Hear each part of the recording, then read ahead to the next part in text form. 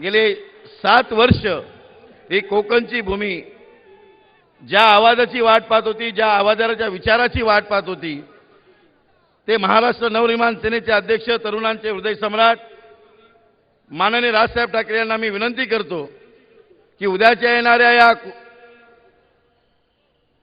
कोकणच्या जनतेला आपण या ठिकाणी मार्गदर्शन करावं असं मी माननीय राजसाहेबांना विनंती करतो.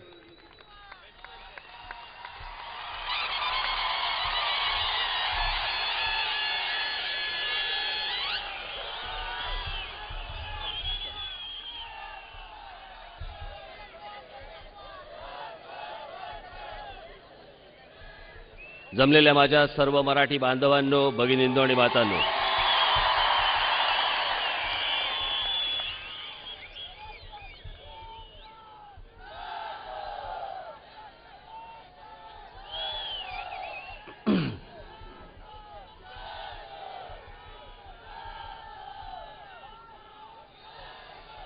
महाराष्ट्र दौऱ्याला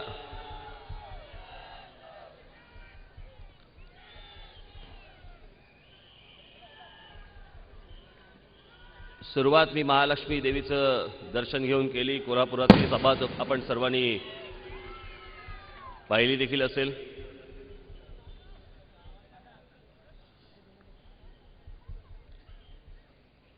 आणि तो पश्चिम महाराष्ट्र झाल्यानंतर मी आज काल सिंधुदुर्गात होतो, आज रत्नागिरी जिल्ह्यात आहे, उद्या रायगडात आहे.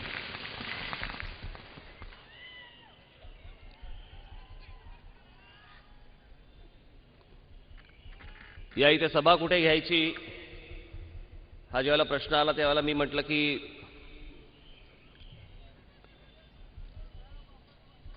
या दौऱ्यातली पहिली सभा म्हटलं कोकणातली ही रत्नागिरी जिल्ह्यामध्ये घ्यायची.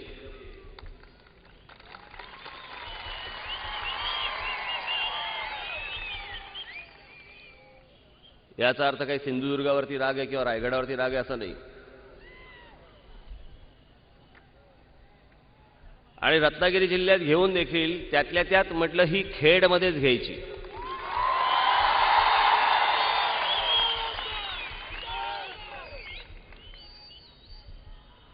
कारण 2006 साली मी ज्यावेळेला हा पक्ष स्थापन केला, तो स्थापन केल्यानंतर पहिले विजयाची बातमी, आपले नगरसेवक निवडून आल्याची पहिली विजयाची बातमी या खेडमधनं मला मिळाली होती.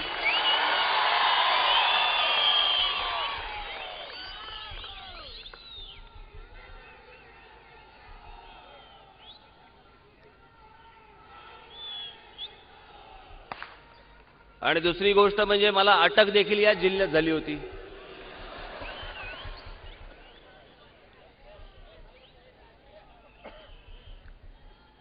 मला कळलं नाही, मला रात्री 2 वाजता न्यायला आले पोलीस. का? आता म्हणजे सगळेजण झोपलेले असतात. कोणी सांगितलं तुम्हाला? बरं, मला अटक करताना लोक झोपतील का?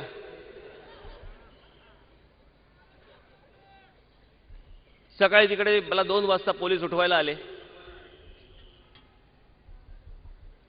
बाहेर बघतो तर हे आमचे सगळे चॅनलवाले उभे,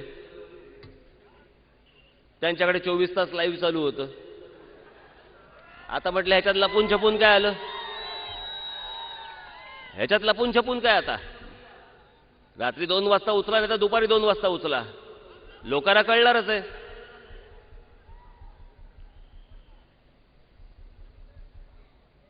पण तेही या जिल्ह्यामध्ये झालं म्हणून म्हटलं आपण रत्नागिरीपासून सुरुवात करावी. आणि म्हणून मी आज इथे आपल्यासमोर उभा आहे.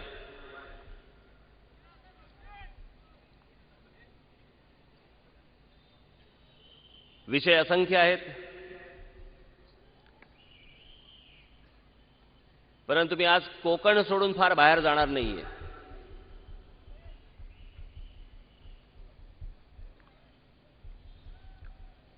टीका करण्यासाठी असंख्य लोक आहेत.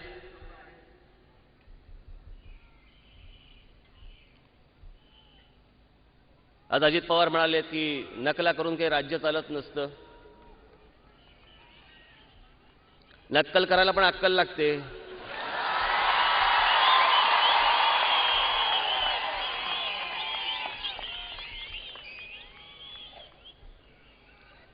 अजित पवारांना कधी कळू पण शकत नाही. मी अजूनपर्यंत त्यांचा हासरा फोटोच नाही पाहिला. सतत गंभीर.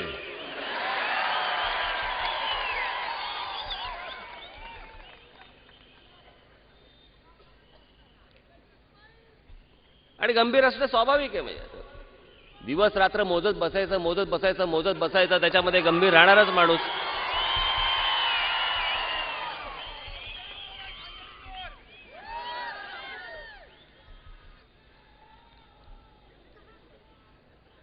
एकदा माझ्या हातात राज्य देऊन बघा, मी तुम्हाला दाखवतो राज्य कशा प्रकारे चालवायचं असतं, राज्य कशा प्रकारे हाकायचं असतं.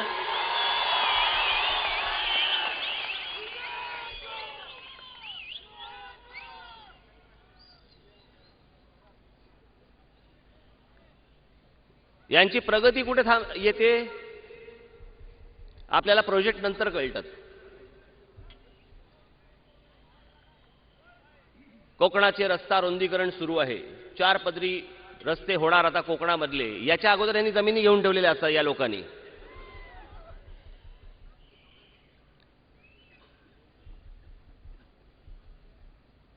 मी हे सगळे कोकणाचे रिपोर्ट सगळे वाचत होतो. इतका भयानक आहे, मी तुम्हाला सांगतो. हे सगळं आपल्या कोकणामध्ये होत असताना देखील आपला कोकणी माणूस, आपला मराठी माणूस शांत कसा काय?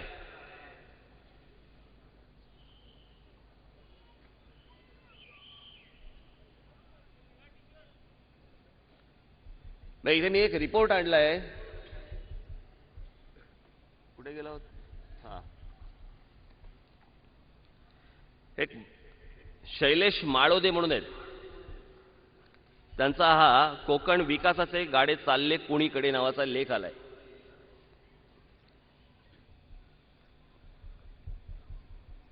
मी आता वैभव आणि या सगळ्या लोकांना मी सांगणार आहे आता की या संपूर्ण लेखाच्या कॉपीज मी संपूर्ण कोकणामध्ये तुमच्याकडे वाटणार आहे. खरंच वाचा.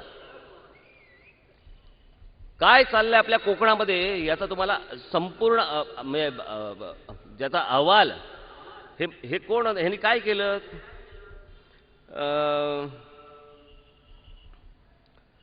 त्यांची निवड झाली नवी दिल्लीच्या सेंटर फॉर सायन्स अँड एन्व्हायरमेंटच्या मीडिया फेलोशिपसाठी झाली. या माळोदेंची ही पाठ्यवृत्ती भारताच्या किनारी क्षेत्रांच्या विविध प्रश्नांचा अभ्यास करण्याकरता पत्रकारांना देण्यात येणार होती. देशातील 12 पत्रकारांमध्ये त्यांची निवड झाली होती. त्यामुळे कोकणातील माणसाच्या जगण्याविषयीच्या प्रश्नाचा अभ्यास करण्यासाठी त्यांनी ठरवलं. हे त्यांनी सुरुवातीला इथे दिले. हा अख्खा एवढा रिपोर्ट आहे. कणकवली ते मालवण प्रवासात देखील एसटी खच्चून भरली होती. वाटेवरच्या छोट्या मोठ्या गावात प्रवासी चढत उतरत होते.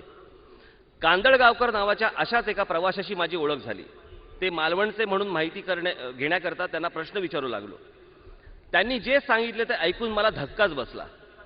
मी आपला येवा कोकण आपलाच असा या जागोजागच्या कोकण रेल्वे स्थानकावर लिहिलेल्या वाक्याच्या प्रभावाखाली होतो. पण ते वेगळ्या अर्थाने मात्र मालवण भागातल्या सागर किनाऱ्यांविषयींचं कांदळगावकरांनी चितारलेलं चित्र खूपच भीषण होतं.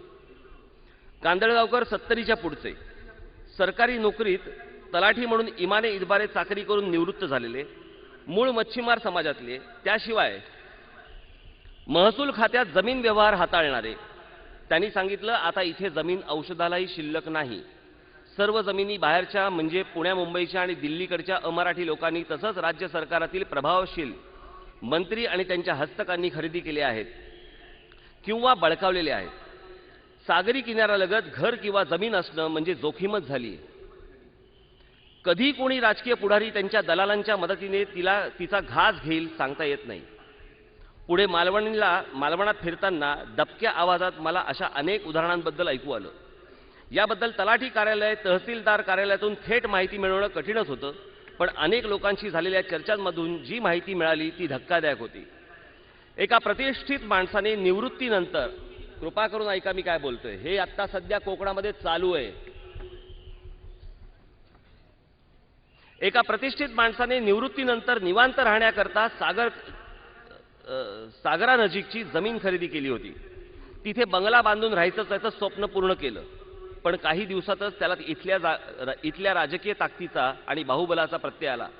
त्याला तो बंगला बाजारभावाने कमी भावात सोडावा लागला. शिवाय कसाबसा जीव वाचवून मालवणही सोडावं लागलं. या भागात जमिनींचे असंख्य व्यवहार झाल्याचं 7-12 उतारावरून नोंदीतून दिसलं. यापैकी बरेच व्यवहार बेकायदा, जबरदस्तीने, धाकधपटशाने झाले असल्याचे स्थानिक कार्यकर्ते सांगतात. परंतु भीतीपोटी खुलेपणाने कोणी बोलत नाही. स्वतंत्र स्पष्ट बघता मालवणी माणूस एका दबावाखाली गप्प बसल्यासारखं वाटतं. हे यांच्या रिपोर्टमध्ये लिहिलंय. हे जर मालवणबद्दल असेल तर हे नारायण राणेंबद्दल आणि त्यांच्या इतर लोकांबद्दलच हे त्यांनी लिहिलेलं असणार. जर ते नसेल तर नारायणराव राणे यांनी याचा खुलासा करावा.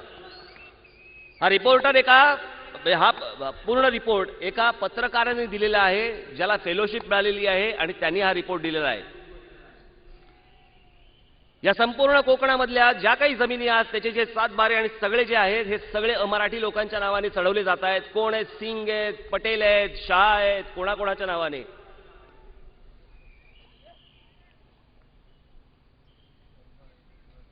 आणि यातला सगळ्यात दुर्दैवाचा भाग, राग या गोष्टीचा येतो की ह्याच्यातली दलाली करणारे मधले मध्यस्थ जेवढे आहेत हे सगळे आमचे मराठीच आहेत. विकणाऱ्यांनाही कळत नाहीयेत, दलाली करणाऱ्यांनाही कळत नाहीये की या जमिनी ही आपली जागा, हे तुमचं अस्तित्व.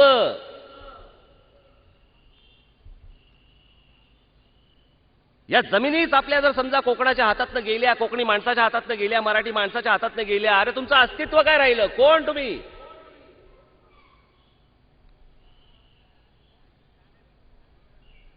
जी आज अवस्था मुंबईची झालेली आहे, जी आज अवस्था ठाण्याची झाली आहे, जी आज अवस्था पुण्याची झालेली आहे, या सगळ्या शहरांमधनं जी मराठी माणसाची हकलपट्टी करण्याचं ज्या सगळ्या मराठी लोकांनी जे ठरवलंय आणि या काँग्रेस, राष्ट्रवादी आणि सगळ्या दिल्लीश्वरांच्या कृपेने आज तीच अवस्था आज कोकणामध्ये येऊन ठेपलेली आहे.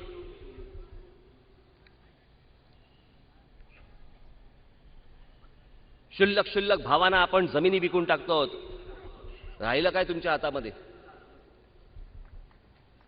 याच्यानंतर ज्या वेळेला तुम्ही कोकणामध्ये याल आणि ज्या वेळेला तुम्ही कोकणामध्ये विचाराल त्यावेळेला हीच बाहेरून आलेली माणसं तुम्हाला विचारतील, कोण तुम्ही? तुमचा संबंध काय कोकणाशी? कसली किनारपट्टी घेऊन बसला आणि कसली जमिनी घेऊन बसलात आणि कसली मासेमारी घेऊन बसलात? कसला आंबा आणि कसला काजू आणि कसला फणस?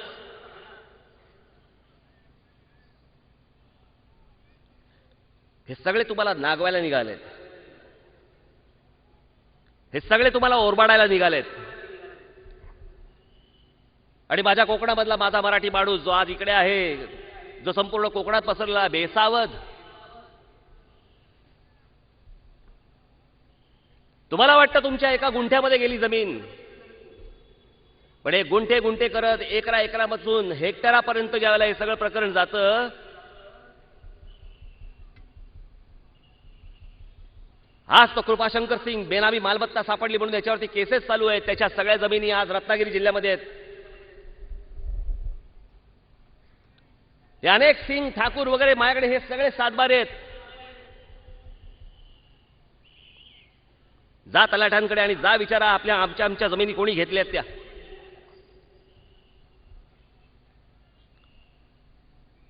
तुमच्या जमिनीही राहत नाहीत. येणाऱ्या उद्योगांमध्ये तुम्हाला स्थानही नाही.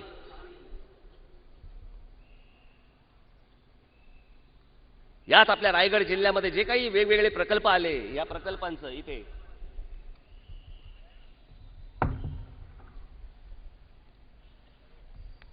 हे बघा प्रकल्प, अगदी काही ठराविक आणलेत, सगळेच मला आता मिळाले नाहीत. भूषण स्टील, यामध्ये 3500 कामगारांपैकी फक्त 600 स्थानिक कामगार, बाकी सगळे परप्रांतीय. 3,500 पैकी फक्त 600.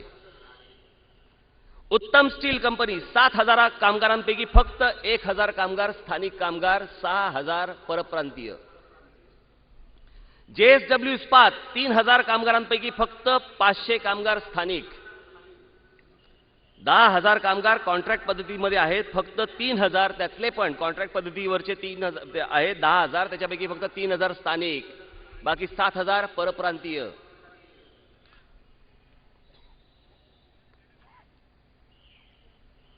हा कुठचा विक्रम इस्पात. 500 कामगारांपैकी फक्त 120 स्थानिक लोक, तुमच्यापैकी मराठी. तुमच्या जमिनी जाणार. हे परप्रांतीय येऊन तिकडे तुमचे त्यांचे कारखाने उभे करणार. हे कारखाने उभे केल्यानंतर त्याच्यामध्ये तुम्हाला नोकऱ्या देखील मिळणार नाहीत. अरे काय ठेवलंत काय मग आपण आपलं? कुठे आहेत आमचे मराठी खासदार? कुठे आहेत आमच्या कोकणामधले आमदार? कोणीच ह्याच्याबद्दल का नाही आवाज उठवत? आणि या परप्रांतांमधून येणाऱ्या लोकांबद्दल राज ठाकरे जेव्हा बोलतो त्यावेळेला तुम्ही त्याला अटक करता, त्याच्यावरती तुम्ही केसेस टाकता. मला फरक पडत नाही.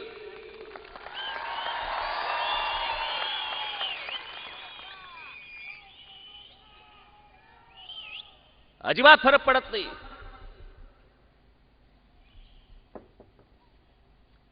पण डोळ्यावर पट्टी बांधून किती दिवस कोकण राहणार हो? किती दिवस माझ्या समोरचा हा तरुण राहणार? कुठे गेली तुमची मनगटातली ताकद?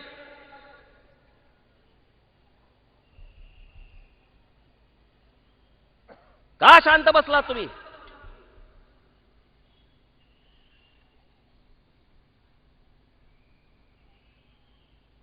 किती कारखाने येत आहेत, काय काय येत आहे, सगळं कोकणाच्या बोडक्यावर.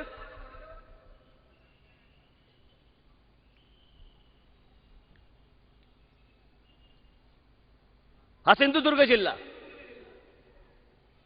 पर्यटनासाठी म्हणून घोषित केला.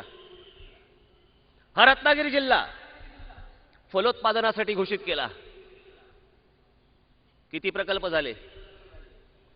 पर्यटनावरती कोणते प्रकल्प आले? फलोत्पादनावरती कोणते प्रकल्प आले? मग हे सगळे 2 जिल्हे जाहीर केल्यानंतर देखील या संपूर्ण कोकण किनारपट्टीवरती कोळशावर चालणारे पॉवर प्लांट्स किती येत आहेत?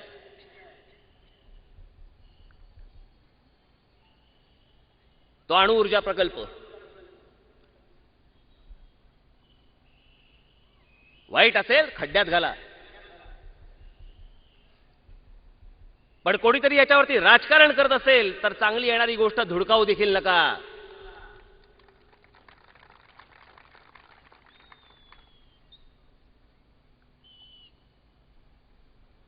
भीती घालून कसले प्रोजेक्ट घालवत आहे? मागच्या वेळेला तो एनरॉनचं पण तेच केलं. गोपीनाथ मुंडेंनी सांगितलं होतं की तो समुद्रात बुडवू. मग एकदम कुठून तरंगायला लागला? एनरॉन नाव गेलं आणि दाभोळ प्रोजेक्ट, तो काय पॉवर प्रोजेक्ट म्हणून आजही तिकडे आहे की नाही? मग घालवलं काय तुम्ही? मला अजूनही आठवतं काहीतरी 2 रुपये 20 पैसे का 3 रुपयांनी काहीतरी त्यावेळेला ती वीज देणार होते. आज विजेचे भाव काय आहेत?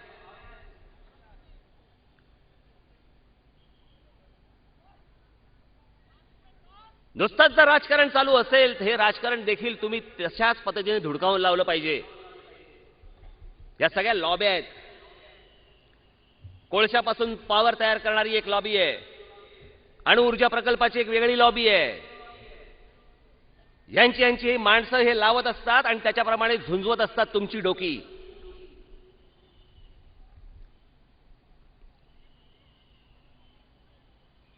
काय तर म्हणे अणु ऊर्जा प्रकल्प कोकणामध्ये आल्यामुळे काय होणार? तर म्हणे उद्या सुनामी आली तर? सुनामी कुठे पण येऊ शकते. ती काय नेम धरून येते काय? आज ठरवलं, आज कोकण जा.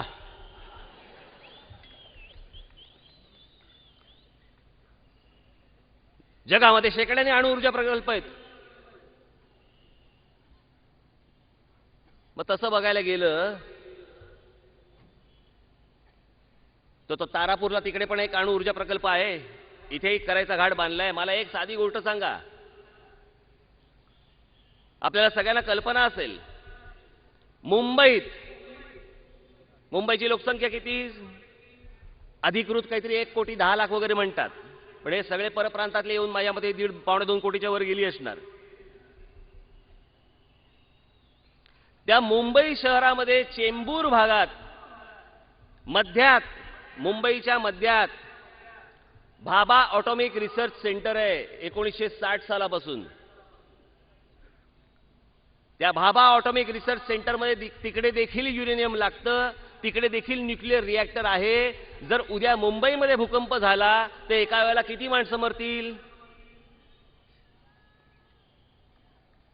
मुंबईमधल्या जवळपास 70-80% लोकांना माहिती पण नाही भाभा ऑटॉमिक रिसर्च सेंटरमध्ये चालतं काय. मग कोळशावरती आधारित असलेले जे काही प्रकल्प आहेत त्याच्यामुळे प्रदूषण वाढणार नाही का? फलोत्पादनाचा जिल्हा ना हो. मला एक गोष्टच कळत नाही की या सरकारला, या कोकणामधल्या सगळ्या आमदार खासदारांना ह्याला समजत नाही कोणते उद्योग या कोकणामध्ये आणले पाहिजेत आपण. ना त्याचा पर्यावरणाशी काही संबंध, ना त्याचा